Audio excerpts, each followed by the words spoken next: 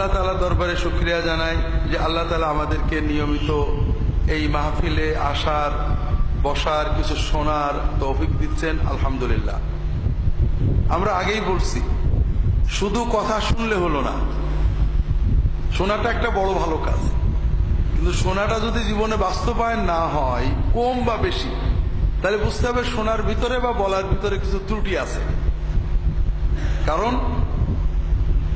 মনে করেন আমি ঢাকা এয়ারপোর্টে বসে আছি, উপরে লেখা আছে ধূমপান নিষেধ, নিচে ঠিক ওই বোর্ডটার নিচে বসে একজন ধূমপান করছেন। তাহলে উনি যে নিরক্ষর পড়তে পারেন না তা না, উনি পড়তে পারেন, উনি জানেন এই জায়গায় বসে ধূমপান নিষেধ, কিন্তু তারপর উনি ধূমপান করছেন। তাহলে তার পড়াটা তার কোনো কাজে লাগেনি। এই কাজে না লাগার কারণ উনি নিজে হতে পারেন, সামগ্রিক ব্যবস্থাপনা হতে পারে। যেমন এই ব্যক্তি যখন সিঙ্গাপুর এয়ারপোর্টে যাবেন, সেখানে ধূমপান নিষেধ লেখা দেখলে উনি ধূমপান করেন না। সেখানে যে উনি খোঁজেন ধূমপানের জন্য নির্ধারিত জায়গা আছে, ওখানে উনি ধূমপান করেন। সিঙ্গাপুর থেকে যখন ফ্লাইটে বাঙালিরা আসেন, ধূমপান করেন না, কারণ লেখা আছে এই ফ্লাইট ধূমপান মুক্ত, কেউ ধূমপান করে না। তারা আবার যখন বাংলাদেশে আসেন, বাংলাদেশ এয়ারপোর্টে ধূমপান করেন, সেখানেও লেখা আছে ধূমপান মুক্ত। এর কারণ হলো আমাদের সামগ্রিক পরিবেশ, আইন পালন না পালনের পরিবেশ, একটা দেশের সামগ্রিক আইন ব্যবস্থা, সব মিলিয়ে মানুষকে তার জানা এবং মানার ভিতরে সমন্বয় তৈরি করতে সাহায্য করে। কাজে আমরা যদি কিছু কথা জানি কিন্তু সেটা না মানি, তাহলে বোঝা গেল হয় আমার কথা বলাই দোষ আছে, নাইলে আমাদের সামগ্রিক ব্যবস্থাপনায় দোষ আছে, নাইলে আপনাদের শোনাই দোষ আছে। এই জন্য আমরা সবসময় চেষ্টা করব যে যা আমরা শুনি কম বেশি জীবনে বাস্তবায়ন করার। আল্লাহ তাআলা তৌফিক দান করুন, আমিন। প্রথমত আমাদের ইমিডিয়েট কাছে হলো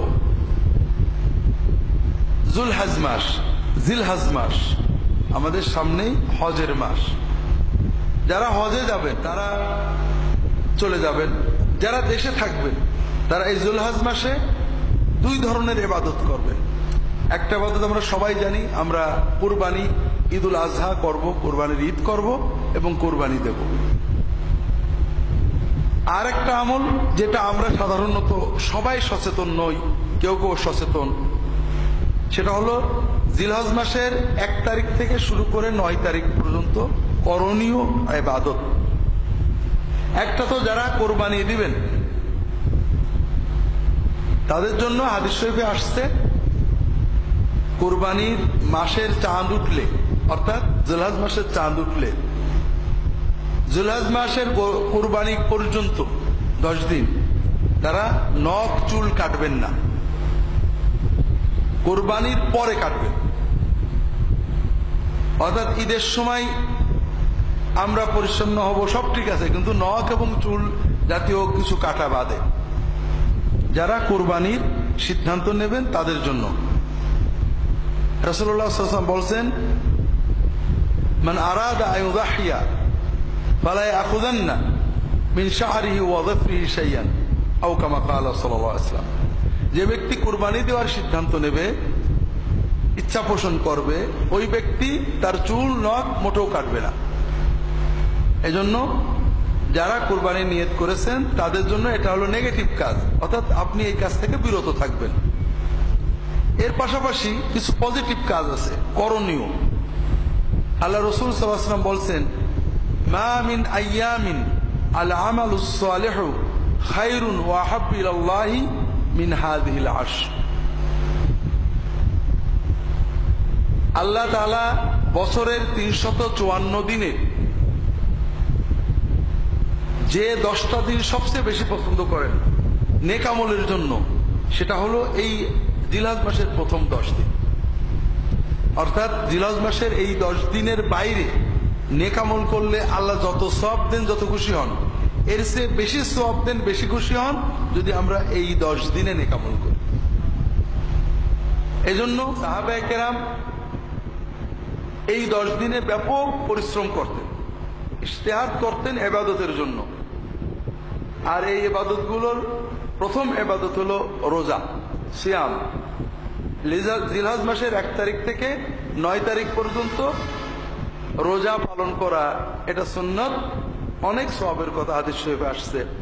বিশেষ করে 9 তারিখ আল্লাহ রাসূল সাল্লাল্লাহু আলাইহি ওয়াসাল্লাম বলছেন, সাওমু ইয়াউমে আরাফা আহতাসিবু আলাল্লাহ আইয়ুকাফিরা আস-সানাতা আল্লাতী ক্বাবলাহা ওয়াল্লাতী বা'দাহা আও কামা ক্বাল সাল্লাল্লাহু আলাইহি ওয়াসাল্লাম। আরাফাতের দিনে রোজা রাখলে আমরা আশা করি, রাসূল বলছেন, আমি আশা করি যে আল্লাহ তাআলা আরাফাতের দিনে রোজার বিনিময়ে পূর্ববর্তী 1 বছর এবং পরবর্তী 1 বছরের গুনাহ ভুল ভ্রান্তি গুলো মাফ করে দেবেন, কাফারা করে দেবেন। কাজেই আমরা যদি পুরো 9 দিন রাখতে পারি আলহামদুলিল্লাহ, আর 9 দিন যদি নাও রাখতে পারি তবে আরাফাতের দিনে অবশ্যই আমরা রোজা রাখার চেষ্টা করব। এখানে একটা বাস্তব সমস্যা বর্তমানে দেখা যায়। সাধারণত আরবি ভাষায় ইয়মে আরাফা মানে হলো জিলহজ মাসের 9 তারিখ। আবার ইয়মে আরাফা মানে যে দিনে হাজিরা আরাফাতে অবস্থান করে। বর্তমানে আমরা মিডিয়ার মাধ্যমে, প্রযুক্তির মাধ্যমে সবাই জানতে পারি যে কবে হাজিরা আরাফাতে বসেন। এবং সাধারণত আমাদের দেশে যেদিন 8 তারিখ হয় ওই দিনে আরব দেশে 9 তারিখ হয় এবং ওই দিনে তারা আরাফাতে অবস্থান করে। এখন আমরা কি করব? আমরা কি আমাদের দেশের 9 তারিখে রাখবো না আরব দেশের আরাফাতের দিনে রাখবো? এটা নিয়ে আলেমদের নানাবিধ মত আছে। মূল কথা হলো বান্দা সাধ্যের ভিতরে সুন্নাতের নির্দেশে ইবাদত করবে। যারা আরাফাতের দিন আরব দেশে জানতে পারেননি তারা তাদের দেশের 9 তারিখেই রাখবেন। তবে এখানে হাদিসে 9 তারিখ না বলে ইয়মে আরাফা বলা হয়েছে। এজন্য অনেক আলেম বলেন যদি কোন দেশের মানুষ আরাফাতের দিন জানতে পারে যে এই দিনে আরাফা হচ্ছে, তাহলে সেই দিনে তাদের রোজা রাখা ভালো। আর আমাদের জন্য সহজ, আমরা 8 তারিখ এবং 9 তারিখ 2 দিন রাখতে পারি। এজন্য যদি আমাদের সম্ভব হয় 9 তারিখ, যদি সুযোগ থাকে 8 এবং 9 তারিখ আমরা রোজা রাখবো ইনশাআল্লাহ।